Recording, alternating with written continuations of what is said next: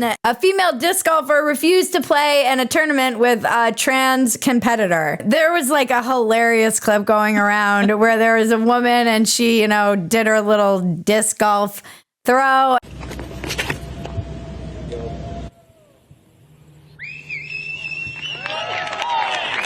And then her competitor, Natalie, the biological male, did his throw.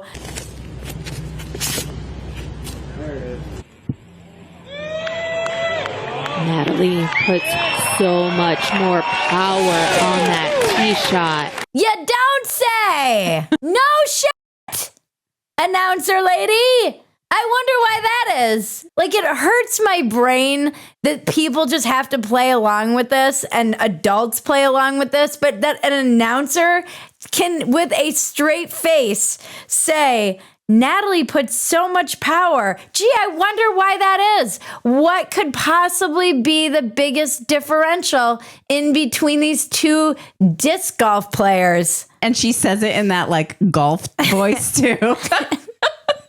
I guess, like, what are the commenters supposed to say? But how about not Natalie really puts more power behind that? You could say something, like Natalie's upper body seems much more well-developed.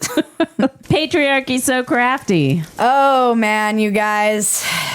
I keep thinking the world is going to somehow go back to normal, and then I have the awareness that we're never going back. 2 men will face each other for a women's championship title at the Ultimate Pool Women's Pro Series event.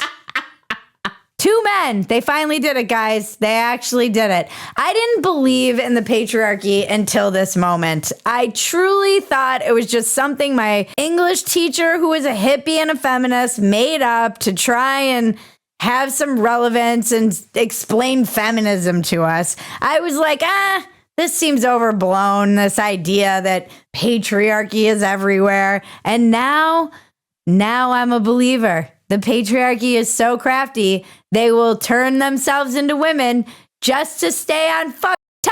We couldn't even have women's sports for like 50 years. They had to take over. Are you kidding me? Get your dicks out of there. I can't tell you how free I feel now that I've started identifying as a woman. I can't think of a metaphor for this because this is the metaphor. This is literally South Park.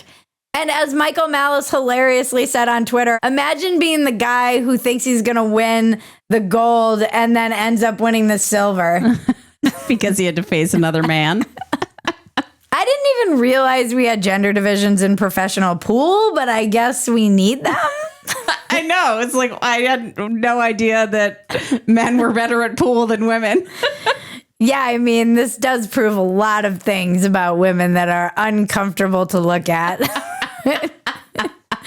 It must be like that spatial reasoning kind of thing. Is this like why women are bad at parallel parking and driving? Women can do anything men can do, except math, chess, running, jumping, lifting stuff, fixing things, making money, hockey, surfing, driving, making decisions, being tall, taking out the garbage, tipping, fishing, being funny on purpose, reading a map, listening to good bands, writing, running the country, inventing anything important, or being fun to hang out with.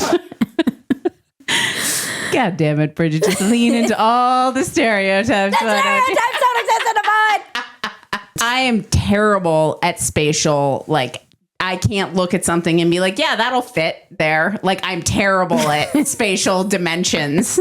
I'm like, I literally have to measure everything because I cannot do it. This is just from being on the savannah, though. They had to like throw spears and stuff. Yeah. And we were like gossiping while we picked berries. God, I'm great at detail work. I'm really leaning into every. My needle pointing is flawless.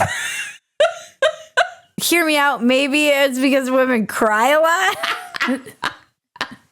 I love how this womenist segment has turned into me just being sex. I've internalized the patriarchy. Yeah. Look, this is the patriarchy getting to me. Clearly, we need the gender division, though, if even pool is affected. This reminds me of Ariel Isaac Norman, where she's like, keep men out of women's chess. How come men are better at pool, though? For real. Who knew women couldn't handle balls?